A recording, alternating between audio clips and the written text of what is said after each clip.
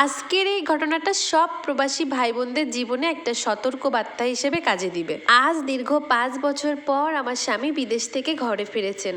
মনে কত আনন্দ ছিল, এতদিন পর আমার স্বামী আমার কাছে আসবে। মনে অনেক শান্তি লাগতেছিল, কত ভালোই দিন কাটবে আমাদের। এই কথাগুলো ভেবেই আমার মনটা আনন্দে ভরে উঠতেছিল।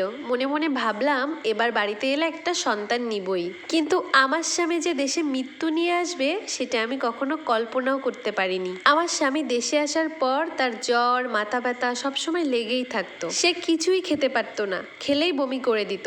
আর মাঝে মাঝে বলতো আমার হাতের পেশিতে ব্যথা করছে। রাতে শরীরে অনেক বেশি ঘাম হতো, আবার মাঝে মাঝে ডায়রিয়া হতো।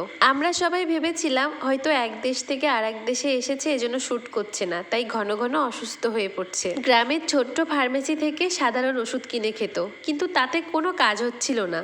তার অবস্থা দিন দিন খারাপ হতে লাগলো। মোটামুটি দেশে আসার 1 মাস পর তার অবস্থা অনেক বেশি খারাপ হয়ে যায়। সাধারণ ওষুধ খেয়ে তারা জ্বর কমছিল না, সে অনেক দুর্বল হয়ে পড়ে, অনেক বেশি ডায়রিয়া হচ্ছিল।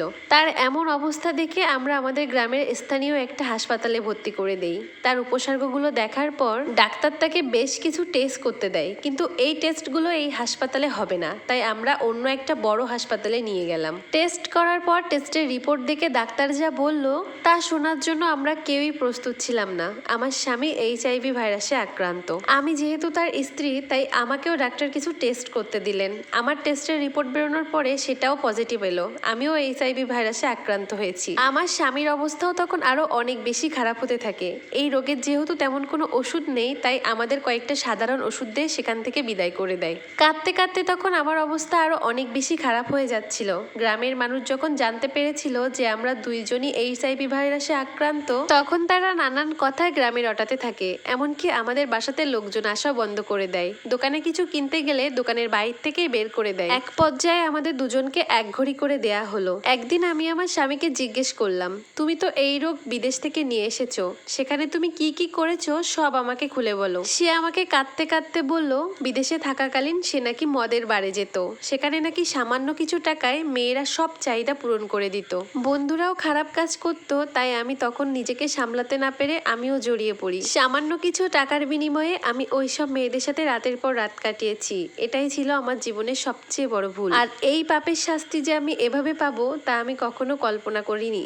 আর আমি তখন কাঁদতে কাঁদতে বললাম, তুমি তোমার চাহিদা পূরণ করেছো বাজারের মেয়েদেরকে দিয়ে, আর এদিকে আমি তোমার অপেক্ষা করতে করতে সারা জীবন তোমার বাবা মায়ের সেবা করে গেলাম। কেন তুমি আমার সাথে এমন করলে? কেন আমার জীবনটা শেষ করে দিলে? জবাব দাও। আমি বুঝতে পারলাম আমার স্বামীর কাছে আর বেশি সময় নেই, আর তার জন্য আমার কাছে আর কোনো চিকিৎসাও নেই। এই কটা দিন আমার স্বামী যে কি পরিমাণের অসহ্য যন্ত্রণা সহ্য করেছে তা আমি নিজের চোখে দেখেছি। তার শরীরের ওজন কমতে কমতে 22 কেজিতে এসে দাঁড়ায়। হাজারও হোক, সে তো আমার স্বামী। এতদিন তো তার পাঠানো টাকায় আমি খেয়েছি, আর তার এখন এই অবস্থায় ফেলে আমি আর কোথায় আর যাব? তার শরীরের দিকে তাকানো যেত না।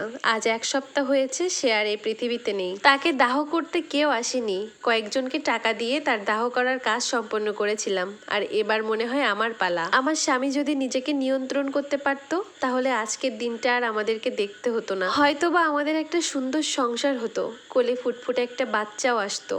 এতক্ষণ যে স্টোরিটা শুনলেন, এটা কিন্তু বাস্তব একটা ঘটনা। কথাই আছে না, পাপ কখনো বাপকেও ছাড়ে না, তাই তাদের অবস্থাও সেটাই হয়েছিল। প্রবাসী ভাইদের উদ্দেশ্য কিছু কথা বলতে চাই। আপনারা নিজেকে কন্ট্রোল করে রাখবেন। যেটা আপনার স্ত্রীর, সেটা আপনি অন্য কাউকে দিবেন না।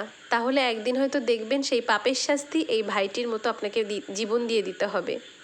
আজকের এই স্টোরিটা যদি আপনাদের ভালো লেগে থাকে, অবশ্যই লাইক করবেন আর একটা শেয়ার দিয়ে পাশে থাকবেন। সবাই ভালো থাকবেন, সুস্থ থাকবেন। আজকের মতো বিদায় জানাচ্ছি। টাটা।